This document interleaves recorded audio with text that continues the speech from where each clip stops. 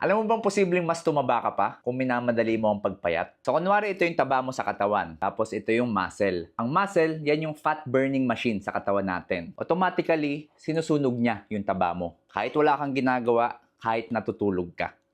Actually, yan po yung dahilan kaya sa mga atleta, dahil maganda yung muscle mass nila, hindi sila basta-basta tumataba. Ngayon, kung nilimitahan mo yung sarili mo sa pagkain kasi minamadali mo, ganito mangyayari sa muscle mo. Yung dati mong muscle na malaki, liliit siya. At dahil maliit na yung muscle mo, yung fat burning machine mo sa katawan, lumiit din. At pag dumating yung time na bumalik na yung gana mo sa pagkain, mapapalakas na ulit yung kain mo, pero yung muscle mo na maliit pa rin, may hirapan na siyang tunawin yung mga ekstrang taba. Kadalasan to sa mga nag-i-extreme diets. Oo, pumapayat sila or nababawasan yung timbang nila ng mga 10 kilos after 2 weeks. Pero kung mapapansin nyo, bumabalik din yung dati nilang timbang. At worst case yung iba, mas mataba pa. Kung gusto natin magpapayat, dapat po